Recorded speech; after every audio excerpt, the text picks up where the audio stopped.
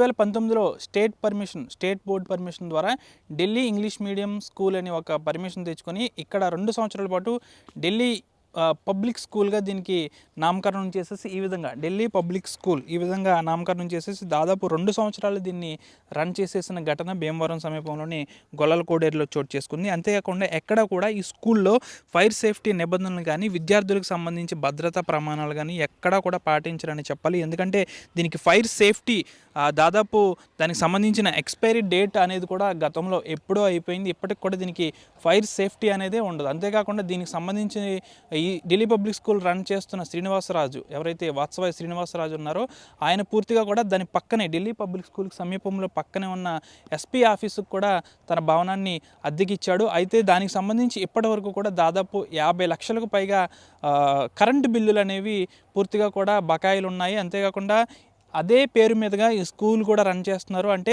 దానికి సంబంధించి బిల్లు కూడా దీంట్లోనే కలిపేస్తున్నారు. పూర్తిగా రెండింటికి కూడా కలిపి దాదాపు ఇప్పటికి కూడా 60 లక్షలకు పైగా కరెంటు బిల్లులు బకాయిలు ఉన్నట్లయితే మనకు తెలుస్తుంది. ఇప్పటివరకు కూడా దీనికి అధికారులు మాత్రం ఎలక్ట్రికల్ డిపార్ట్మెంట్ అధికారులు మాత్రం ఇప్పటివరకు కూడా ఈ ఢిల్లీ పబ్లిక్ స్కూల్కి సంబంధించి ఎక్కడ కూడా చర్యలు అనేవి తీసుకోలేదు. సాధారణంగా సామాన్యులు దాదాపు కరెంటు బిల్లు కట్టకుండా ఒక 3 రోజులు లేట్ అయితేనే ఇంటికి వచ్చి ఫీజు తీసుకువెళ్ళే ఈ ఎలక్ట్రిక్ డిపార్ట్మెంట్ వాళ్ళు దాదాపు 50 లక్షలకు పైగా బకాయిలు ఉన్న ఈ ఢిల్లీ పబ్లిక్ స్కూల్కి ఎటువంటి చర్యలు తీసుకుంటారనేది అయితే వేచి చూడాల్సి ఉంది. అంతేకాకుండా పక్కనే ఉన్న ఎస్పీ ఆఫీస్కి వచ్చే బిల్లు, ఢిల్లీ పబ్లిక్ స్కూల్కి వచ్చే బిల్లు రెండు కూడా ఒకటే. అంటే దాదాపు ప్రభుత్వం చేతే ఈ వాత్సవాయి శ్రీనివాసరాజు పూర్తిగా కూడా కరెంటు బిల్లులు కట్టిస్తున్నాడు అనేది కూడా వాస్తవం. అంతేకాకుండా దాదాపు ఎవరైతే దీనికి సంబంధించి వాత్సవాయి సుబ్బరాజు కమలా ట్రస్ట్ ఉందో గతంలో దీనికి సంబంధించి ఇక్కడ ఇంజనీరింగ్ కాలేజ్తో పాటు పలు డిప్లొమా కోర్సెస్కి సంబంధించిన కోర్సులు కూడా ఇక్కడ రన్ అయ్యాయి. కానీ దాదాపు ఇక్కడ అవి కూడా కాస్త ఇబ్బందులుగా ఉండడంతో అవి మూసేసిన అనంతరం కూడా ఎస్పీ ఆఫీస్కి అయితే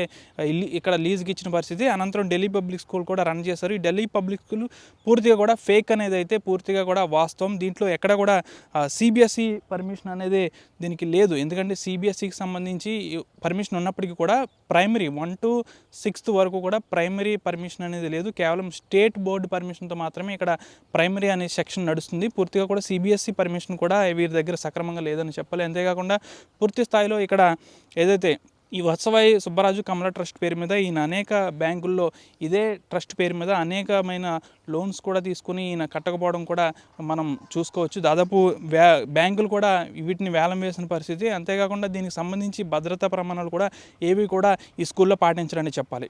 మరిన్ని వీడియోస్ కోసం ఛానల్ ని సబ్స్క్రైబ్ చేయండి. లేటెస్ట్ అప్డేట్స్ కోసం వాట్సాప్ ఛానల్ ని ఫాలో అవ్వండి. ఆ లింక్ డిస్క్రిప్షన్ లో ఉంది.